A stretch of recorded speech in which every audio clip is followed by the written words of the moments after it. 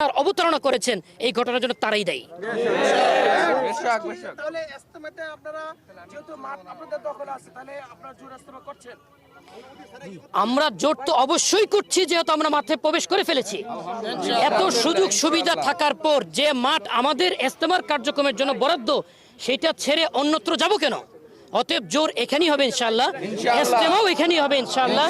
এবং আমাদের যে আরো যে দাবি ছিল কাকরাইল মসজিদের ব্যাপারে একটা সমাধানে আসা, এবং সাদ সাহেব দামাত বারাকাতুহুম তিনি 7 বছর যাবত বাংলাদেশে আসতে পারছেন না, ওনার আশা এবং ভিসা নিশ্চিত করা, এইটাও আমরা এই সুযোগে সরকারের কাছ থেকে আদায় করে নিব ইনশাআল্লাহ।